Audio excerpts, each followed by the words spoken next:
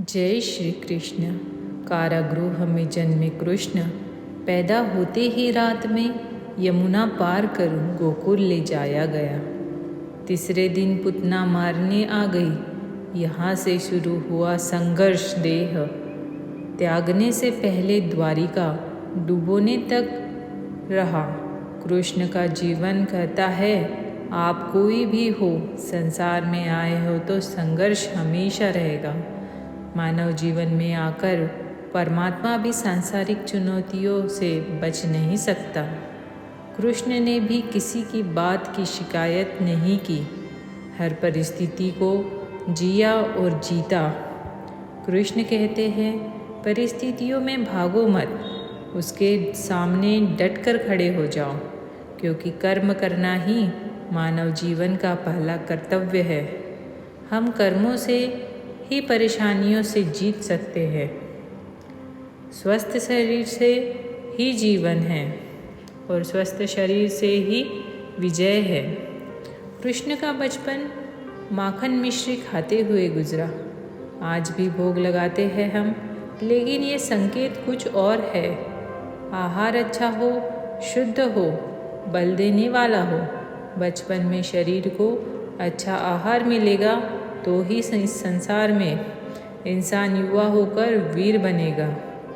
शरीर को स्वस्थ रखना है तो बचपन से ध्यान देने की ज़रूरत है। इसके दौरान इस दौर से गुजर रहे युवाओं के लिए बड़ा मैसेज है। अपने बच्चों को ऐसा खाना दे जो उनके बल दे। सिर्फ स्वाद के लिए ना खाए, तभी वे बड़े होकर स्वयं को और समाज को सही दिशा में ले जा पाएंगे। पढ़ाई किताबी ना हो, रचनात्मक हो। कृष्ण ने अपनी शिक्षा मध्य प्रदेश के उज्जैन में सांदीपनी ऋषि के आश्रम में रहकर पूरी की थी। कहा जाता है 64 दिन में उन्होंने 64 कलाओं का ज्ञान हासिल कर लिया था। वैदिक काल के अलावा उन्होंने कलाएं सीखी। शिक्षा ऐसी ही होनी चाहिए जो हमारे व्यक्तित्व का रचनात्मक विकास करे। संगीत, नृत्य, युद्ध सहित 64 कलाओं कृष्ण के व्यक्तित्व का हिस्सा है। बच्चों में कोरा ज्ञान ना भरे, उनकी रचनात्मकता को नए आयाम मिले, ऐसी शिक्षा व्यवस्था हो। रिश्तों से ही जीवन है, बिना रिश्तों के कुछ नहीं। कृष्ण ने जीवन भर तभी उन लोगों का साथ नहीं छोड़ा जिनको मन से अपना माना।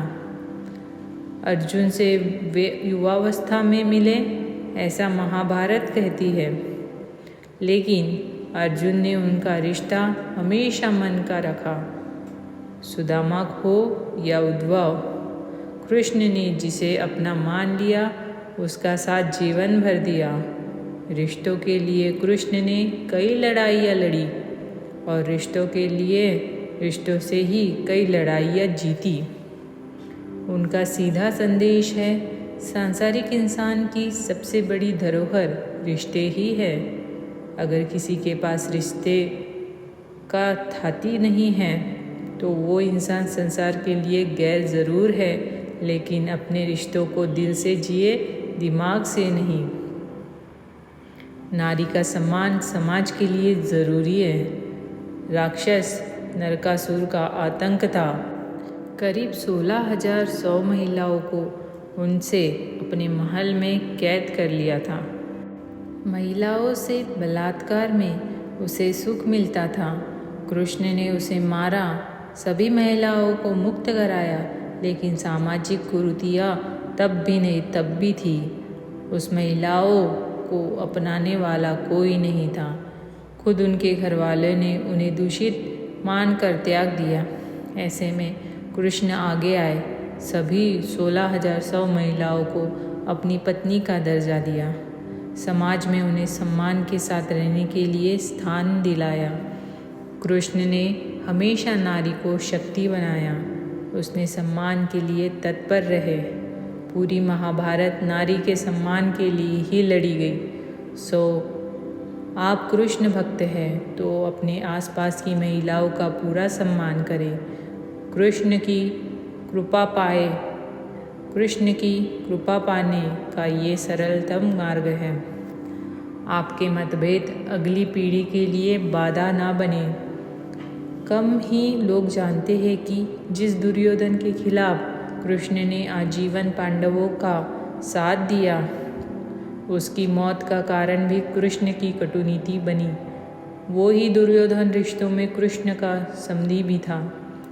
कृष्ण के पुत्र सांब ने दुर्योधन की बेटी लक्ष्मणा का अपहरण करके उससे विवाह किया था, क्योंकि लक्ष्मणा सांब के से विवाह करना चाहती थी, लेकिन दुर्योधन खिलाफ था।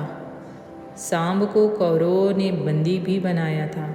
तब कृष्ण ने दुर्योधन को समझाया था कि हमारे मतभेद अपनी जगह है, लेकिन हमारे विचार हमारे बच्चों के भविष्य में बाधा नहीं बनने चाहिए। दो परिवार के आपसी झगड़े में बच्चों के प्रति भी बलि ना चढ़ाई जाए। कृष्ण ने लक्ष्मणा को पूरे सम्मान के साथ अपने यहाँ रखा। दुर्योधन ने उनका मतभेद हमेशा रहा, लेकिन उन्होंने उसका प्रभाव कभी लक्ष्मणा और सांब की गृहस्थी पर नहीं पड़ने दिया। अर्थात शांति का मार्ग ही विकास का रास्ता है। कृष्ण ने महाभारत युद्ध के पहले शांति से समझौता करने के लिए पांडवों और कौरवों के बीच मध्यस्थता की। हालांकि दोनों ही पक्ष युद्ध लड़ने के लिए आतुर थे, लेकिन कृष्ण ने हमेशा चाहा कि कैसे भी युद्ध टल जाए। झगड़ों से कभी समस्याओं का समाधान नहीं होता। शांति के मार्ग पर चलकर ही हम समाज का रचनात्मक विकास कर सकते हैं। कृष्ण ने समाज की शांति से मन की शांति तक दुनिया को समझाया कि कोई भी परेशानी तब तक नहीं मिट सकती जब तक वहाँ शांति ना हो। फिर चाहे वो समाज हो या हमारा दुख का मन, शांति से ही सुख मिल सकता है, साधनों से नहीं। हमेशा दूरगामी परिणाम सोचे। महाभारत में जुए की घटना के बाद पांडवों को वनवास हो गया। कृष्ण ने अर्जुन को समझाया कि ये समय भविष्य के लिए तैयारी करने का है। महादेव शिव, देवराज इंद्र और दुर्गा की तपस्या करने को कहा। कृष्ण जानते थे कि दुर्योधन को कितना भी समझाया जाए, वो पांडवों को भी कभी उनका राज्य नहीं लौटाएगा। तब शक्ति और सामर्थ्य की जरूरत होगी। कर्ण के कुंडल कवच पांडवों की जीत में आड़े आएंगे, ये भी वे जानते थे। उन्होंने हर चीज़ पर बहुत दूरगामी सोच रखी। कोई भी फैसला तत्कालिक आवेश में नहीं किया। हर चीज़ के लिए आने वाली पीढ़ियों तक का सोचा। यही सोच समाज का निर्माण करती है। हर परिस्थिति में मन शांत और दिमाग स्थिर रखें। पांडवों के राजसूय यज्ञ में शिशुपाल कृष्ण को अपशब्द करता रहा। छोटा भाई था, लेकिन मर्यादाएं तोड़ी थी। पूरी सभा चकित थी। कुछ क्रोधित भी थे, लेकिन कृष्ण शांत थे, मुस्कुरा रहे थे। शांति दूत बनकर नए तो दुर्योधन ने अपना अपमान किया। कृष्ण शांत रहे। अगर हमारा दिमाग स्थिर है, मन शांत है, तभी हम कोई सही निर्णय ले पाएंगे। आवेश में हमेशा हादसे होते हैं। ये कृष्ण सिखाते हैं। विपरीत परिस्थितियों में भी कभी विचलित नहीं होने का गुण कृष्ण से बेहतर कोई नहीं जानता। लीडर बने, श्रेय लेने की होड़ से बचे। कृष्ण से दुनिया भर के राजाओं को जीता था, जहाँ ऐसे राजाओं को राज था जो भ्रष्ट थे, जैसे जरासंध, लेकिन कभी किसी राजा का सिंहासन नहीं छीना। कृष्ण ने पूरे जीवन में कभी ऐसा नहीं हुआ कि उन्होंने किसी राजा को मारकर उसका शासन खुद लिया हो। जरासंध को मारकर उसके बेटे को राजा बनाया, जो चरित्र का अच्छा था। सभी जगह ऐसे लोगों को बैठाया जो धर्म को जानते थे। कभी किसी किंग नहीं बने, हमेशा किंग मेकर की भूमिका में रहे। जय श्री कृष्णा। राधे राधे।